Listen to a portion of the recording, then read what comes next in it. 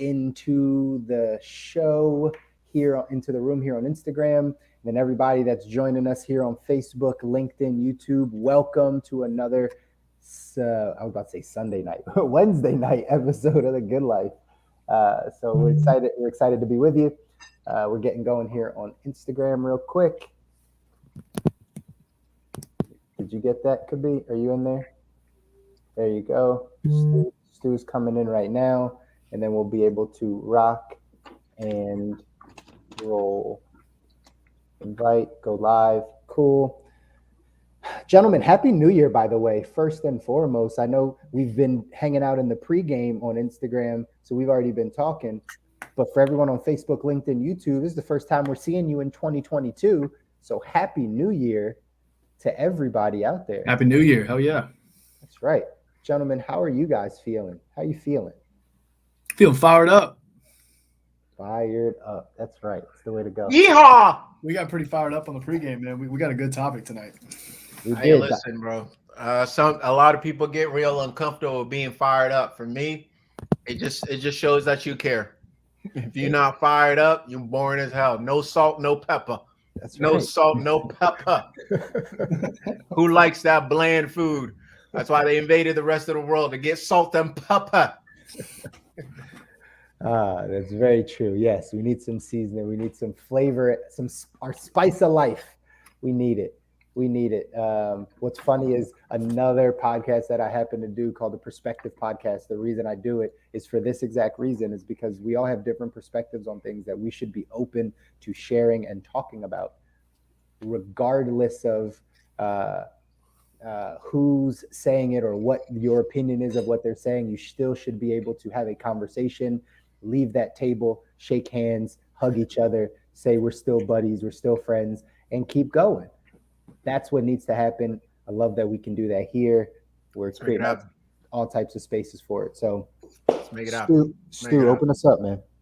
All right. So the original topic we were going to have for tonight was New Year's resolutions and goal setting, and just kicking off the new year in 2022 in style, like just really crushing it. And we began in the pregame to get talking about, a couple of different pretty deep topics around money and business, and when a business hits what could be is called the natural limit of when a company begins to get a little bit out of control, or potentially its purity may be lost at a certain state, whether it's the size of the company, the investment, is it still aligned with the original purpose? And I know Kabi is gonna chime in and give a little bit more on his perspective. And we have a visitor in the back. Hello. The other thing we started getting into, I love it. The other thing we started getting into was, what is the direction of our world, of our society, of the system that we live in? Are we out of touch from the source? And Kabi was kind of highlighting some things there. So what I want to go ahead and do is just prep everybody. Like, we are tying this back to the good life and how you're going to crush 2022, because we want you to be aware, just like Matrix does the whole red pill, blue pill thing. We want you to be aware of the systems at play and what's going on around you.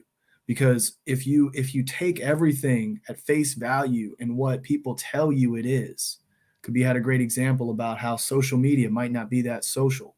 I forget, what was the other one you had, Kabi? You had another one. Oh man, you put me on the spot. On the spot. Really remember.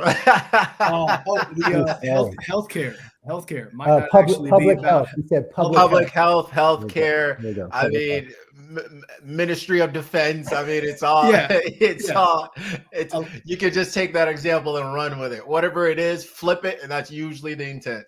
Yeah. So those types of things, like beginning to analyze what's around you with a certain air of challenging curiosity, critical thinking, which is not taught to us in public schools anymore, unfortunately. Thankfully, I was an engineer. Thankfully, these guys have been doing their own things, myself included.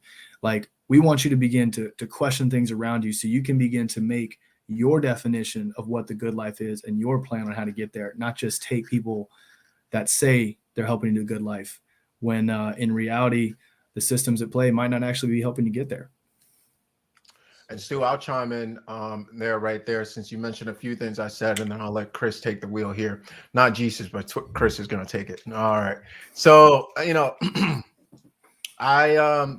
I want to first start by saying I think oftentimes people get real itchy when having these sort of conversations. They get really uncomfortable because they just want things resolved, right? What is the answer? Just tell me the answer so I can move on.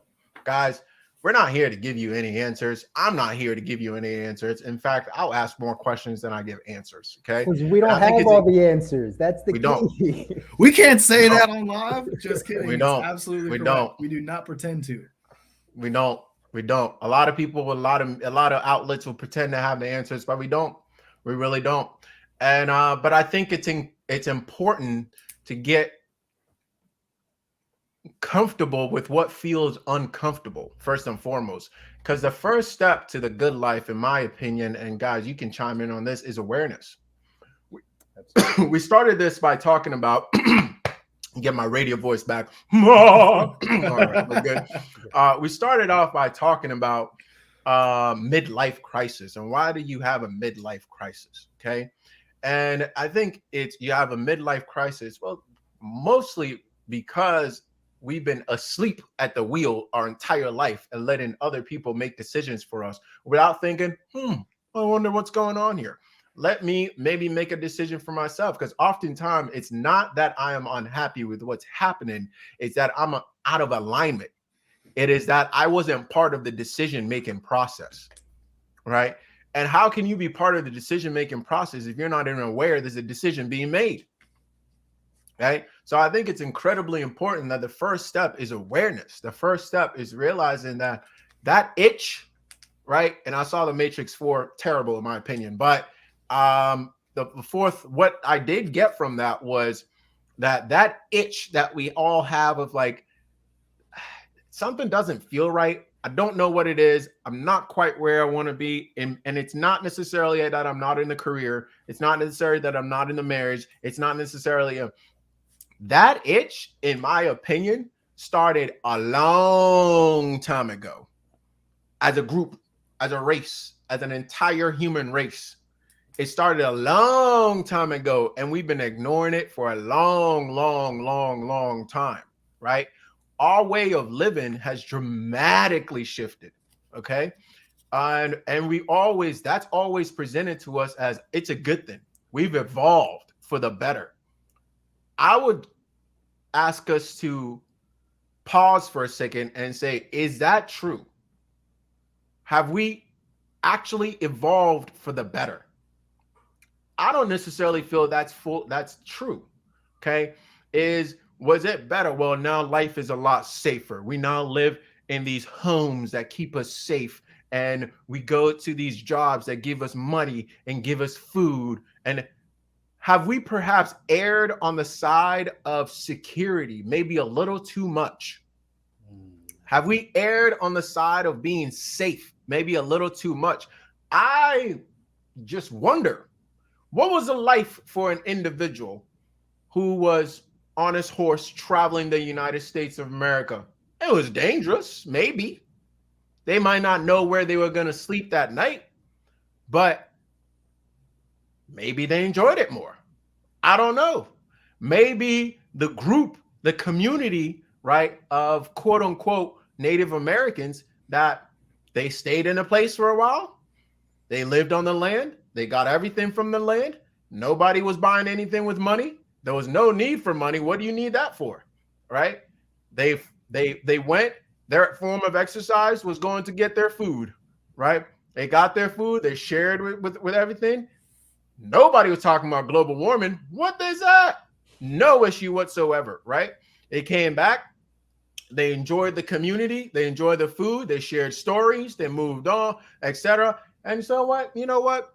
We're done with this place right now. It's a little cold for us. Let's migrate a little bit. Like I believe we've fallen into this pattern of looking at all things that have evolved in this direction is better, are better, whatever the proper grammatical term is better. All of that, we have this like idea that all of it is better. I want to push back on that. I don't think that is true. I do not think that is true. And I would be curious what you guys have to say about that, because that itch that we all have at the back of our head, like, I feel like there's more to this. And then we go to, well, I got to get a better job and make more money and grow a bigger company and take care of my family. So what? So that they could do better. Oh, what? Every generation is so my kids could do better. Why? Why not do better now? Right? So that's the perspective I'm coming from.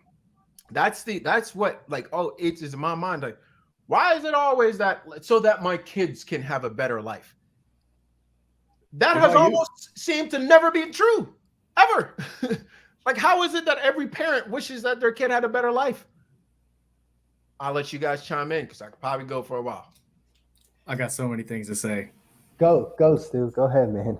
So, first and foremost, I personally have what was a part of like a series of generations that fell into the trap of more money means a better life for the next generation.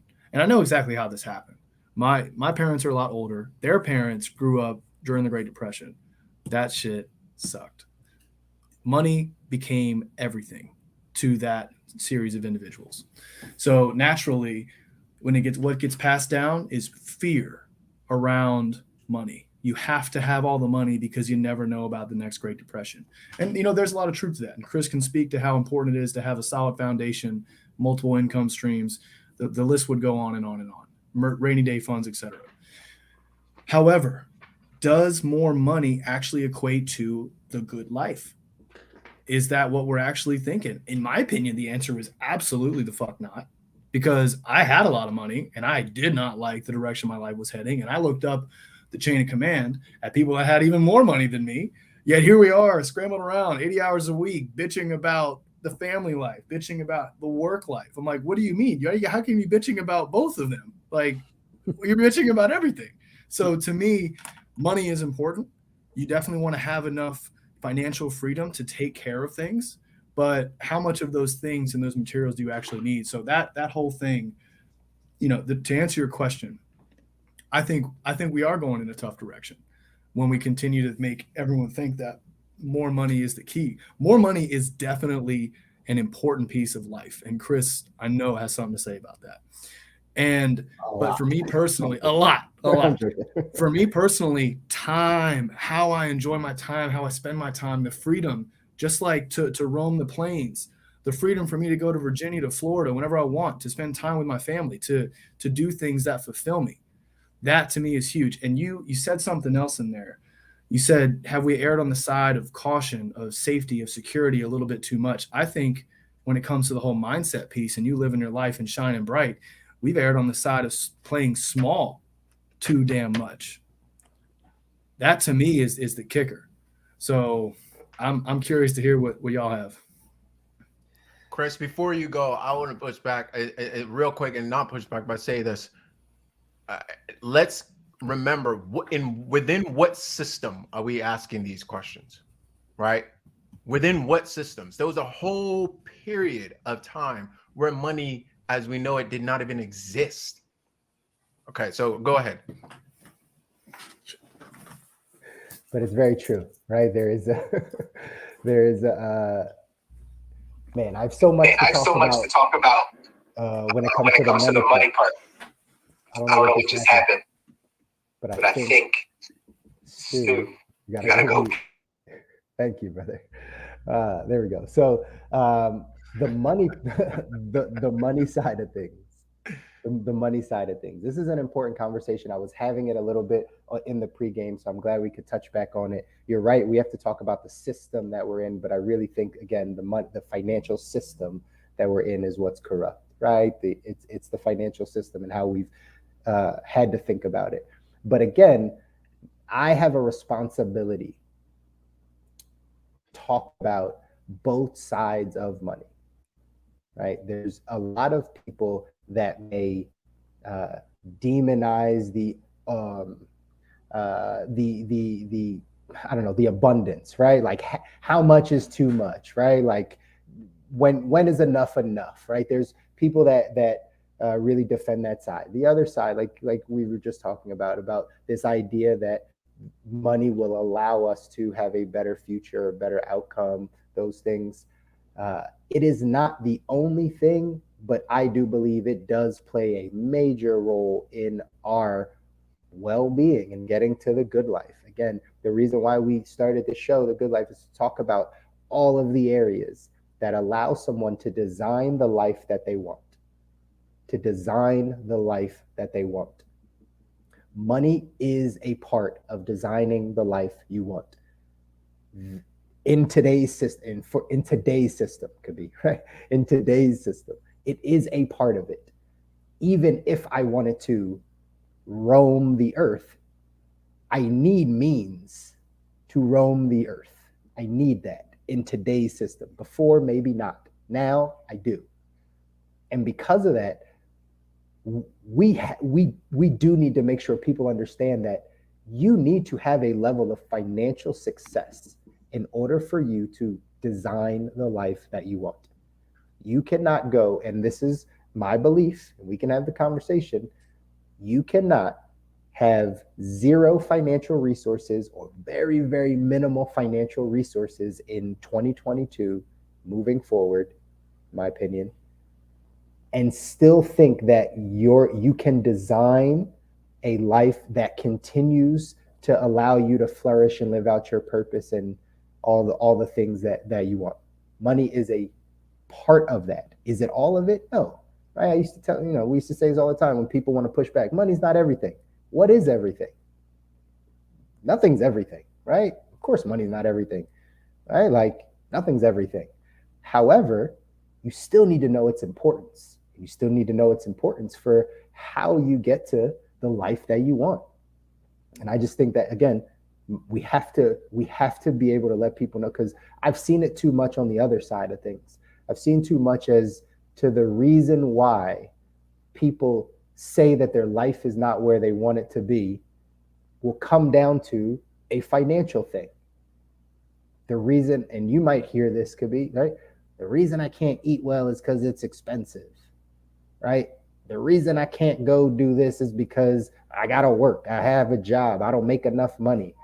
A lot of things come back to it.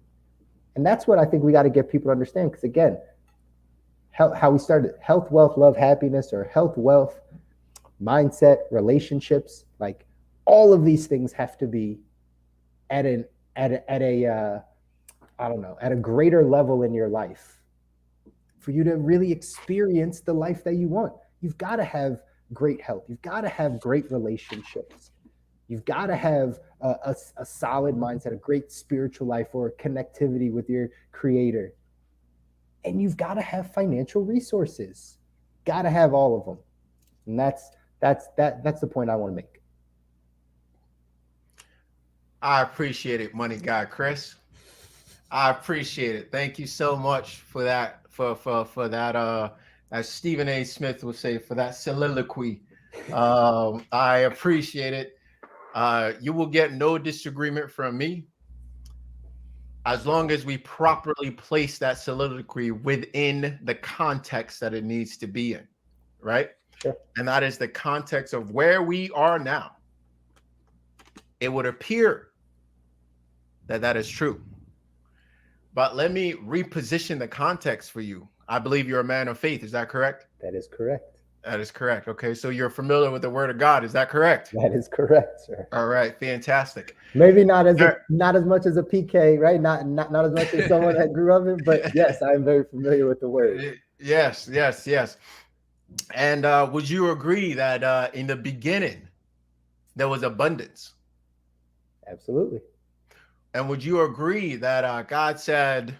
I feel like I'm on trial. I feel like I'm on the stand. You're asking me these questions, these leading questions. I have to answer with yes or no. Yeah, and I need. Whoever does this video, I need this clip. I need this clip. All right. Would you agree that that we started in the very beginning in the world of abundance? Absolutely. God said, I've created all and I've given all to you that you may eat of whatever you wish and you may have whatever you wish and you may And what was our only job? To not eat from that tree. No, not that. What was our only job? What were we supposed to do? To be fruitful, to continue to grow and multiply, right? That's number 2. All right. Number 1 was to explore, have fun, be fulfilled, live. Basically, what everybody says when you ask somebody and you dig deep enough and you ask them, you say, well, why do you want that? Well, why do you want that? Well, why do you want to make all this money? Well, why do you want to have all this thing? Ultimately, what does it get down to? I feel like it's different for people, but like I believe if you ask enough questions, it ultimately gets down to I want to live a fulfilled life and be able to give not just my people, my offsprings, but people around me an ability to live a fulfilled life as well. Would you agree with that? I'd agree with that. Yeah. Okay. Okay. Or happiness, adding to happiness also. There's some form happiness, of like fulfillment, happiness, that stuff. Fulfillment, happiness, all that. So ultimately, what people say they want now, if you dig deep enough, comes back to where we started. Yeah. This is when placed in its proper context, right? We started in a world of abundance. And because we were introduced to a lie, we started headed down a world of scarcity. That is literally the study of money and economics, study of scarcity, right? So what I'm pushing back on and what you're saying, and again, if we place it in a context of what you set it up to be, you're not going to get any disagreement from me, right? Zero.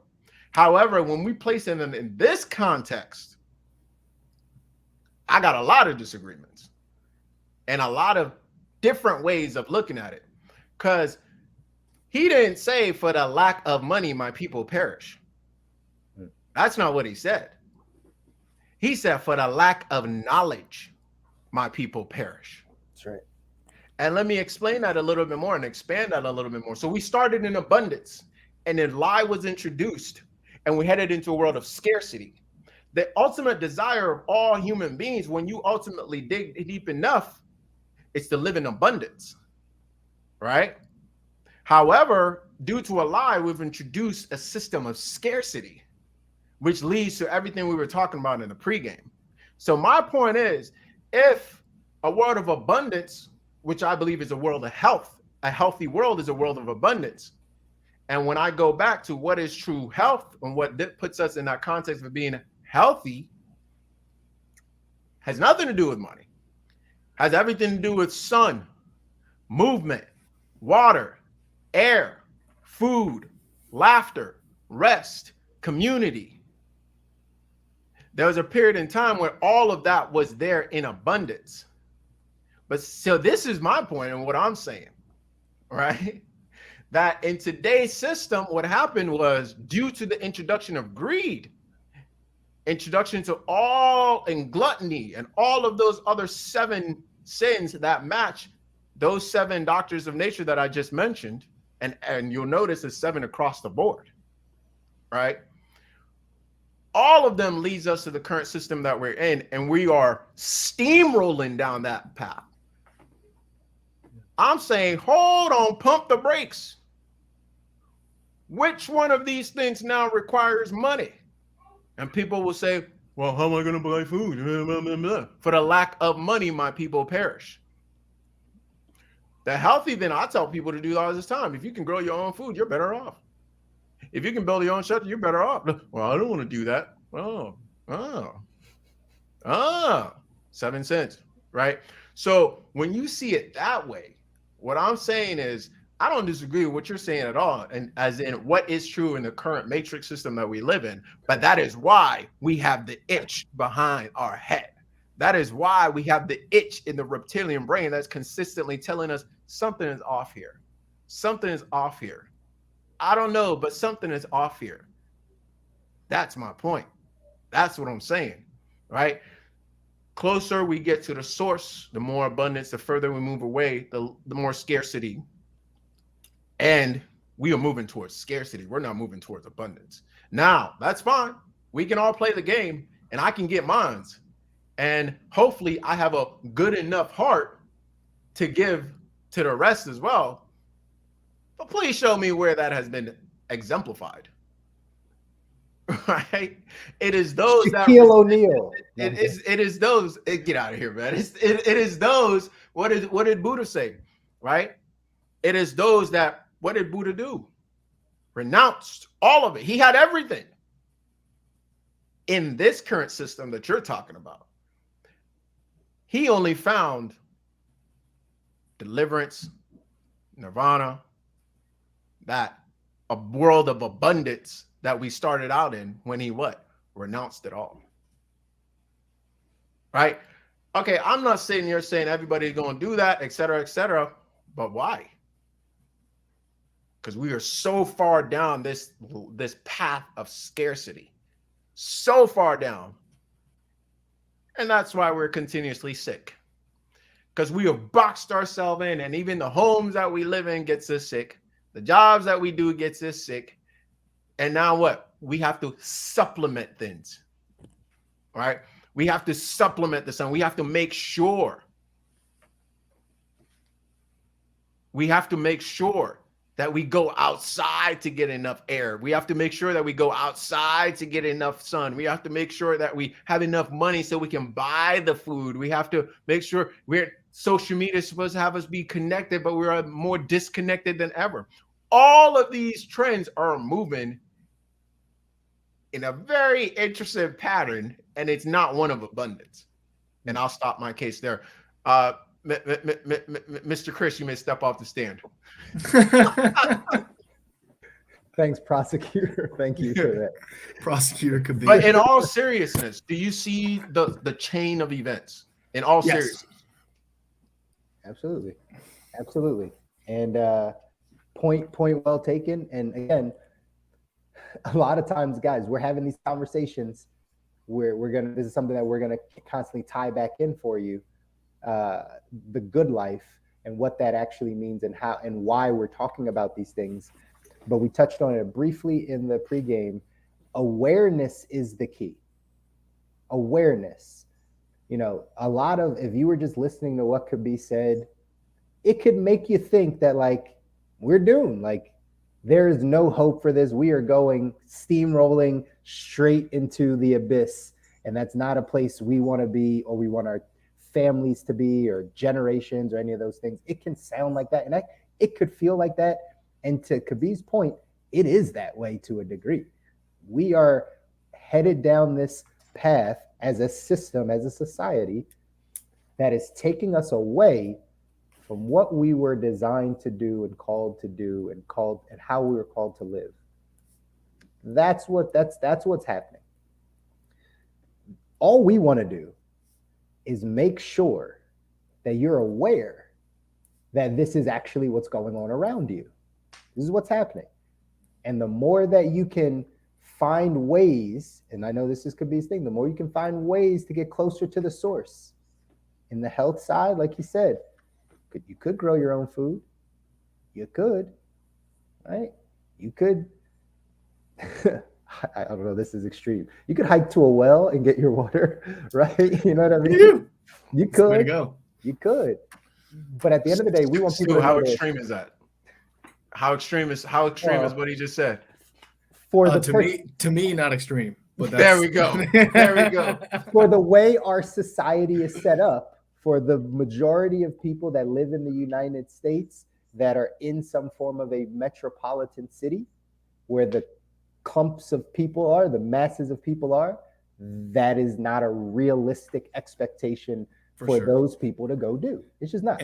And here's look at that on this. The reason why people go to these metropolitan areas, in my opinion, is because they're seeking security, but honestly, mostly young people that end up settling in the cities, they're seeking pleasure, stimulus, like just all of the stuff that can happen. You seek peace. You go to nature, and that well shit is available. You get yourself a pump, you go over to a river, you make sure nothing's dead upstream, you're good to go. And it really is that simple. I actually can't simplify it any more than that. It's also quite affordable. So quite affordable. Say that louder. Quite affordable. Yes. Yes, sir. That was louder, by the way. Somehow money has to tie into it. But honestly, you make a good point. Like a lot of this natural living is actually quite inexpensive. Like I have the ability, it would take some YouTubing and my buddy Trevor, but I have the ability to go out, find some place and build a house and just put wood in the fireplace and cook on a wood stove. And you could go out there and you could pump water clean. You could do all kinds of stuff, hunt, raise your own crops. Money all of a sudden becomes a non-issue after a number of years. It's not even necessary. So my whole thing is I think it's so interesting. And I live a double life when it comes to peace and pleasure. I'm in Virginia right now. I'm here for peace. I'm about to go back to South Florida on Friday. I'm down there for pleasure. Like it's a dangerous game that I play, but I like to highlight to all my friends and community that are all about pleasure that you're actually getting farther away from peace and comfort and fulfillment. You got to have balance. And my balance keeps taking me more and more to Virginia. I've been here for like almost 3 weeks. I think everybody's ready for me to go back to Florida. So like, I think that's how I would personally tie it to the good life. Like, not only can you get caught up on the money game, you can get caught up on this pleasure game real quick. So when you're trying to crush 2022, like, yes, we all have a certain amount of money that comes to mind when we think financial freedom. Go get yours, see what you can do in other areas of life. Don't make it so it's the main priority of your existence, which I don't think anybody here is advocating for, even though Chris is the money guy. He's a family guy and he's a religious man first. Don't get caught up in the money game too hard where you lose sight of things, and definitely don't get caught up in the pleasure game, because then you're just going to be most likely destroying your money. And you can take that from my own personal experience. So Stu, I really appreciate it so much, because I think your perspective in this particular conversation is really critical to help people first and foremost to become aware of what's happening, right? And Chris, I want to reiterate that I don't disagree with you, depending on the context and how we set the scene, right? So we're all saying pretty much the same thing, but maybe it will land for somebody differently based on how you're hearing it. And the people I'm speaking to, let me speak to you again, right? You said something critical, Chris. You said the system set up. Did you set up the system? Did Stu set up the system? Did I set up the system? Okay. So as a student of history, I know, and all those you have the ability to go search as well, right? These systems were set up for a reason, and they weren't set up for you and I. And you and I weren't at the table when they were set up, right? So I think if we're going to come on here and talk about the good life, it is our responsibility to study these systems and how they were set up and what they were set up to do. And they were not set up to give us freedom. They were not set up to give us any of the things that we claim that we want. It was not set up to give us abundance. It was set up to give us scarcity. And it was set up to continue to push us down the path of scarcity. So if we're talking about the good life, my whole argument is that we have to first and foremost break that chain of thinking. You talk about masses of people gathering in cities, etc. Why? Let's look at when people moved in masses to cities. Why? Right? And we're not doing anybody any favors if we ignore these facts of history and we don't study them and bring them to light, because nobody else is. I'm telling you right now. And we didn't come to these cities for our health. No, we didn't. Stu said something very important. When we want help, we go to what? We go to nature. We go to the 7 doctors. We go to the air, water, food, movement, laughter, rest, community. I don't see money on that list. Right? So my point is, guys, listen, and it might be quick, what's the solution? Pause, guys. Pause, think, and meditate. Pause, think, and meditate, and you will find your own solution. Yeah. Pause, think, and meditate, and you will find your own position. Don't rush to be like, I've always been told what to do. Tell me what to do. I don't want to tell you what to do. I don't want to be your meta lord. I don't want to be your meta lord. right? But it's critical when you start to really grasp this, then you see the direction we're running in as a group. It ain't helping us. We don't benefit. You and I don't benefit, right? You and I don't benefit. And every generation that goes by, we get deeper and deeper and deeper in that hole. Deeper and deeper in that hole. So, and then our memory gets shorter and shorter and shorter, that we forget that there was other ways of living. Other ways of living, right? Because we get what? We get hooked by these 7 sins. We get hooked. They're not sins because you're a bad person. They're sins because they take you further and further away from what you say you want, which is a life of abundance. That's my point. That's what I'm saying. And, you come doomsday. Well, shit, what do we do? Well, first step is awareness. Second step is pause and meditate, right? For lack of knowledge, not lack of money.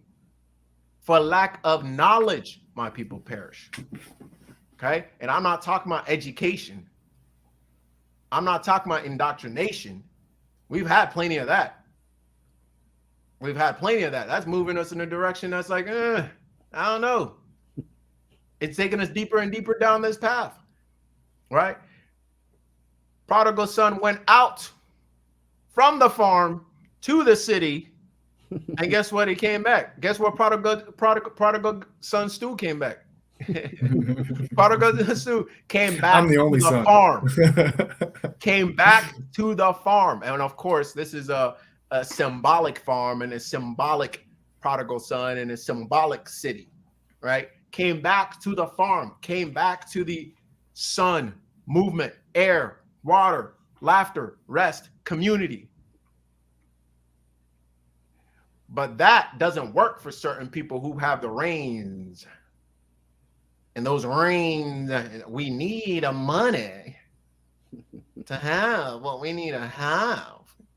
I love How? your voices, bro. Oh, how am Yo, I gotta jump in. Live this life of sin? Oh boy, right? Listen, guys, I hope somebody connects these dots, maybe even better than I'm connecting them. Because I've been reaching for this thing for a while. I've been making these dots for a while, and I love when somebody else gives me another piece of the puzzle, because I know the direction that this is headed in is the direction of freedom, is the direction of abundance, which we all say we want to live, is the direction of not being tied down to these things that we don't even. It's cool for like a year, 2 years, 3 years, 4 years, and then you have a midlife crisis. Go ahead, Stu. So I want to, you touched on so many things. I think first, for anybody out there that is just so, if you have stayed tuned, thank you. For anybody out there that has just rejected the idea that the system's intent is not happy, peace, fulfilling life, the system's intent is for potentially power and money, then thank you for staying tuned, because guess what? If you really do reject that, then how can you justify rejecting that when you see government policies that you don't agree with? They don't feel right. You can't just say this one policy in this one party, aka half of our country, is horribly fucked up and ours is perfect. Guess what? They've been alternating power for 200 years. They're one and the same. They're two sides of the coin. They just have you playing at each other. And the more you believe and feed into it, the tougher it is to hear a message like what Kabi and us are getting at here of maybe the system's not designed to really help you find fulfillment and peace and enjoyment. And, we all, as we've mentioned before, are trying to provide better for our kids. So much of time that comes down to money. And, we all would rather our kids have more money than complete zero or be in debt based on when we leave. You know what? Nobody wants that, right? But at the same time, the best parents don't raise their kids by telling them every single truth of the world. You have to put them in these situations where they get to go out there and they get to explore and learn on their own. like simply doing everything for them and keeping them contained and not having them question the things around them just sets them up to be incredibly dependent on you, which is actually a very selfish trait for a parent to have. So just like some of you out there may want all the answers from us. What you're looking for, if you want all the answers, is a consultant. You're just looking for somebody else out there that does the same thing as the education system, the media, a helicopter parent, and you're looking for a consultant. You're looking for somebody to give you the answers, because that takes accountability off your plate. When things don't go wrong, you go back to the consultant, you say, fuck you, this didn't work. If you want to coach, somebody that's going to actually help you figure out your own answers and critically think and have you develop your own knowledge base where you get to weigh your own experiences, why don't you come talk to one of the three of us? Because we're not here to coddle you. We're here to help you open your eyes and make a decision about what systems in the world today work for you and which ones are holding you back, and how you need to use your own brain and experiences to figure out what works for you in life. Very well said, Stu. I second everything you said. Could be, you said something about, what was the second? Pause, something, meditate. Pause, something, meditate. Pause. Just pause and meditate. Just pause and meditate. Pause and meditate. Just pause and meditate. They got us moving so quickly through life and so busy and so we can't even think. We can't. And that's another step. Again, we're trying to make you guys aware of, everyone that's listening, we're trying to make you aware of, when is the last time you just paused and you weren't distracted and you weren't moving and you weren't running, you didn't feel like you had to do this and do that and have this and go here and do this and see this person? When was the last time you just paused and like meditated on what's happening around you, where you want to go, how to get to that abundance? You know, I'm always a fan of, as I talk about Robert Kiyosaki, who wrote Rich Dad Poor Dad, one of the things he says in that book is a question opens the mind, a statement closes the mind. So the more that we make statements of like, I got to do this, I got to go here, I got to do this, we're just closing our mind. We're not actually allowing it to get to the results, because we're just telling it statements. But if you switch that and you start asking yourself questions, how can I get there? How do I get to abundance? How do I love my family more? How do I get my health in order? Like, how do I do this? And you take time to pause and meditate on those questions you're asking yourself, you'll get the answers. You'll find them, because we have what we need, right? Like, we can find those answers. Like you said, you know, I never watched The Matrix, guys. I know. I'm a guy. I know. You have to, dude. You have to. I know. Everybody says it. I understand the concept. I've seen parts here and there. I'm just not a movie person. I don't sit through movies. It really feels like a waste of my life. I really struggle with this. So, but that being said, like watching, understanding that itch that we have, right? It's like you said, could be, it's like something's off, something's not right. They distract us by keeping us busy, so we never pay attention and actually ask the proper questions to that itch, right? And that's what we have to be aware of to get to the good life. You have to be aware of what's happening around you and how deep into the system you are, how fast you're running on this treadmill without picking your head up and being like, where am I running? Where am I going? What am I doing? And that's such a crucial part of this process that we want you to all see and understand as we're now in a brand new year. Don't let this year go by in the same ways that last year went by, with you just having like your head down, entrenched in the system and wondering why you're not healthy, why you're not happy, why you're not fulfilled, why you're not living in abundance, right? We want you to be aware of these things, so that then once you have the awareness, then you start asking the right questions. When you start asking the right questions, you get the right answers. It'll absolutely change your life. We're not here to tell you exactly what the answers are, because everybody has a different answer. But you got to start asking yourself those questions. And I think that is one of the main points we're bringing up on today's show, is making sure that you all understand. You got to be aware. You got to pause. You got to meditate. You got to think. You got to use your brain. I forget who said this quote. It's an older person that said like Thomas Edison or somebody. I don't know. I just threw that out there. I don't really think that's who it is. They say something like, most men don't think, because thinking is like the hardest thing that you can do, right? Most men, meaning people in general, don't use their brain properly. They don't think because thinking's one of the hardest things to do. So instead, we prefer to be told. We prefer to be guided. We prefer to follow the path. We like that's what we prefer. And so once you start breaking out and saying like, no, I'm going to use my brain. I'm going to think about this really, from simple stuff. Why do I live in the city? People had this realization in the pandemic. Why do I stay in this penthouse 700 square foot thing that overlooks the city when I could go to the country and have as much land as I need to build and create a sustainable life for myself? Why did I choose this? People started having those realizations, and I think we're going to see more of that to give hope to the generations up ahead. I really believe our children, the next generations, they will start to seek nature more. We will see over the next 20, 30, 40 years this exodus away from metropolitan cities, everybody being stuck in this place. I think the generation that comes after us will get it. Not to mention, and we don't even have to go down here, not to mention the digital world, right? And you said something early in the pregame. NFT. Yeah, that's right. You said something earlier about faceless companies.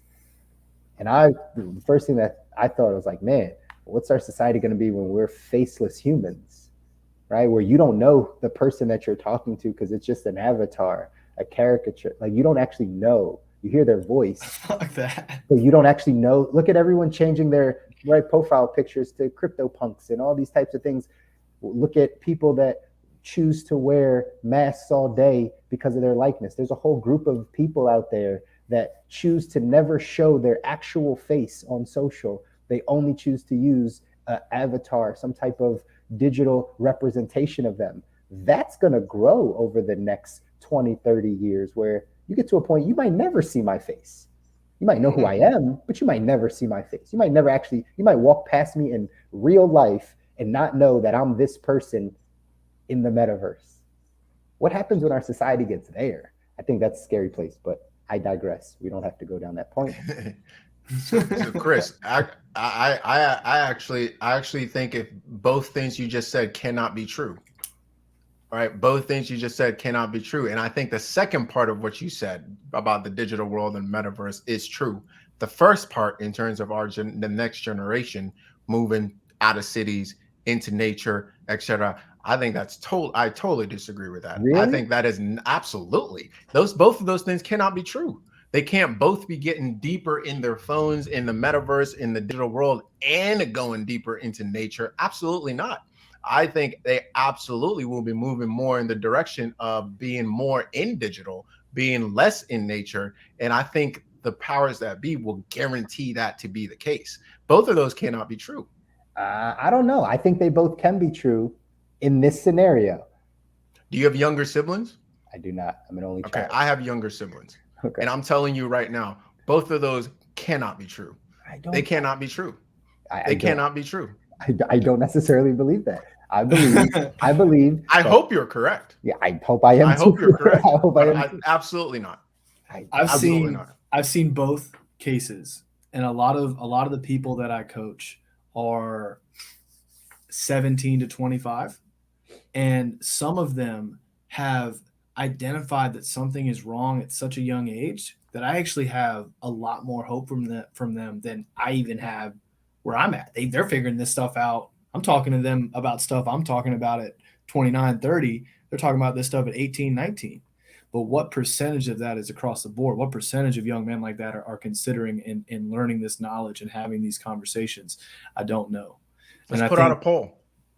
Let's put out a poll. That'd be a great poll. Let's put out a poll, because with every fiber of my being, I do not believe that is true.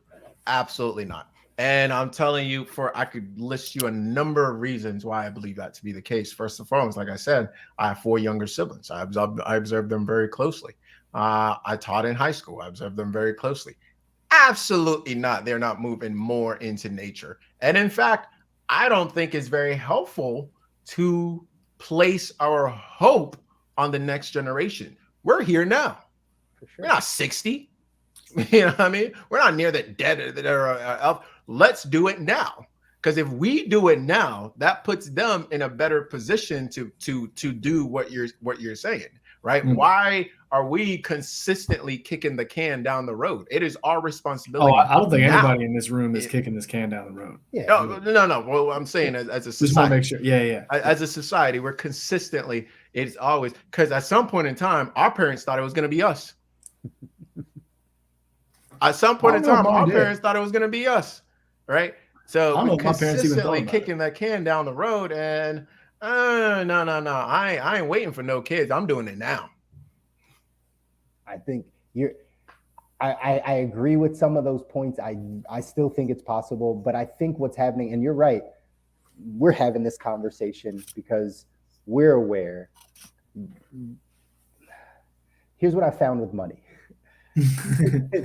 teaching a 40-year-old new things about money or how it's very difficult, right? Like unless they're at the bottom and they're desperate and they need it, then they'll make some changes in kind of how they think about it. So not that I want us to kick the can down the road or other people, but I think what's happening, and this is right, my opinion, that itch that the 40-year-olds are feeling, because that's what's happening. They're becoming more aware, or they should be, becoming more aware because of news or whatever is out there, their own lifestyle. They're going to pass that message down to the next generation. The message of there's something different out here for you.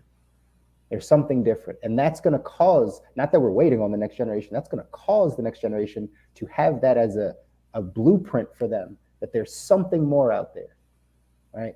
Tiny homes, I really believe, are a thing that's going to be huge.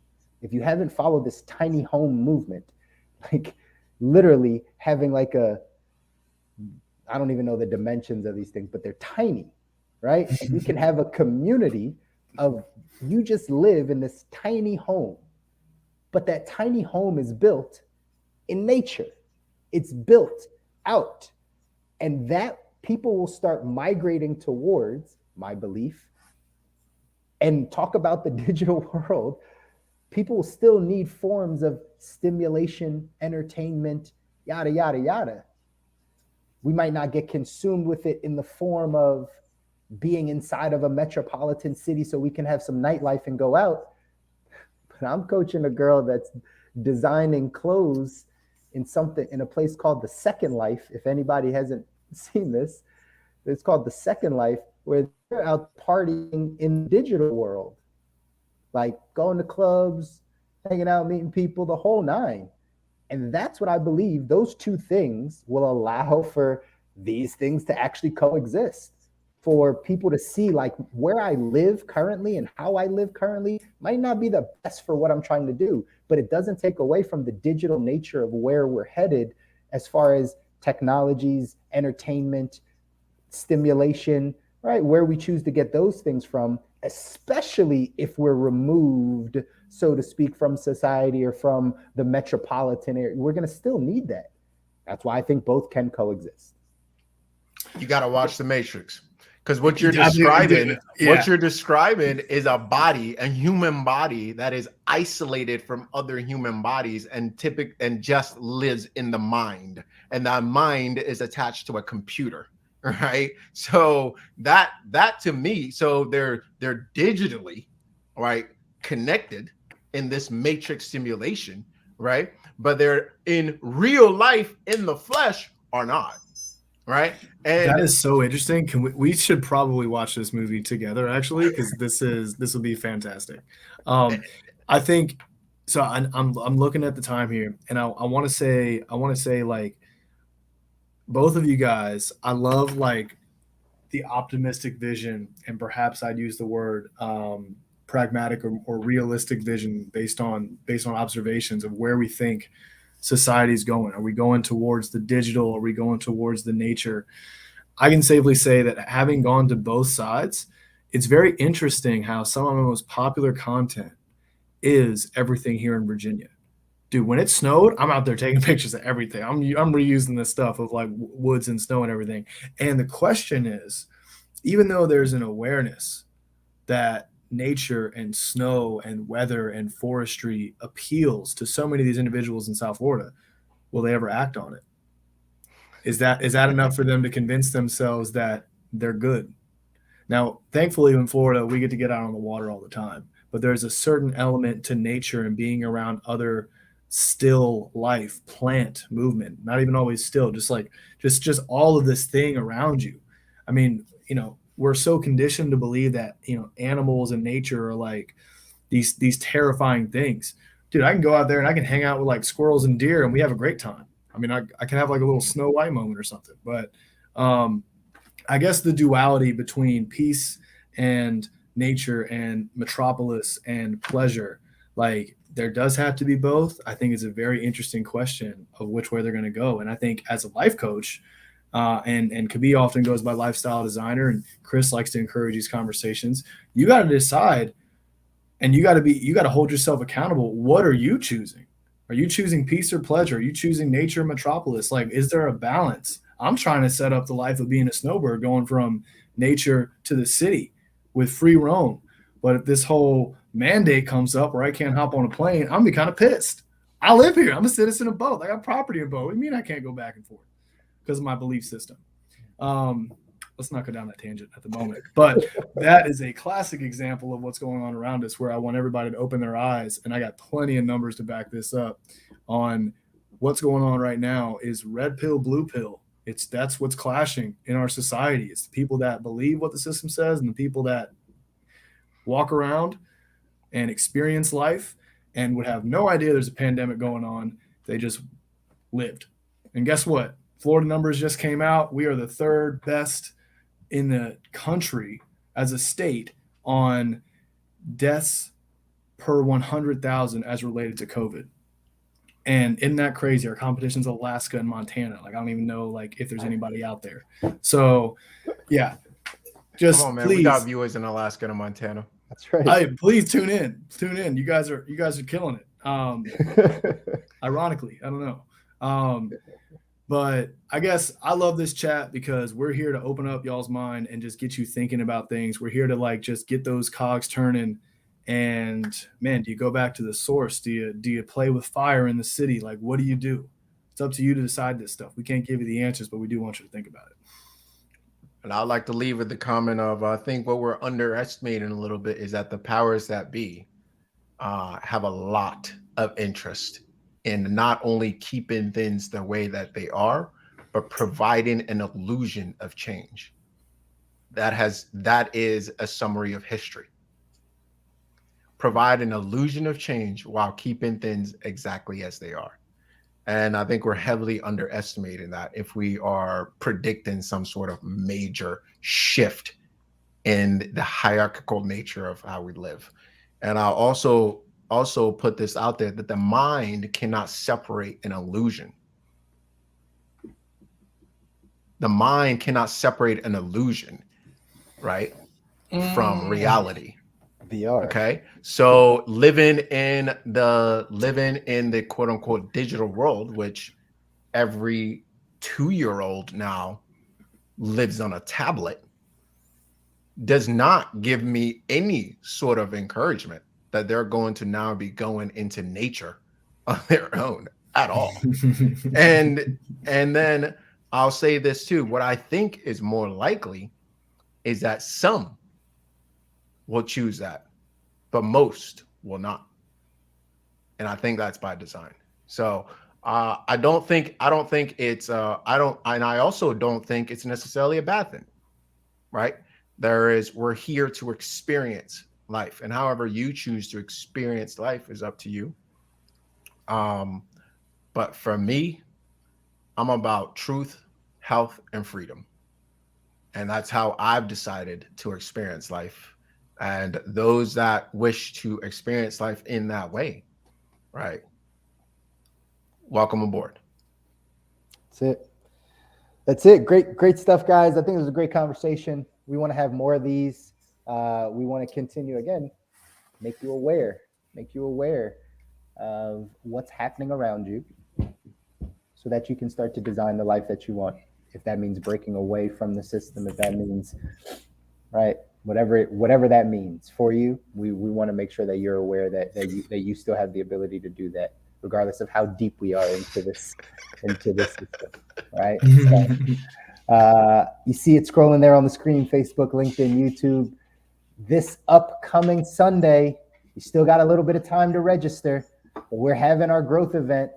We're gonna give you exactly what you need to make sure that your 2022 is fulfilling and taking you to the place that you want to be and designing that life. So please sign up, register for the event. It's going to be amazing.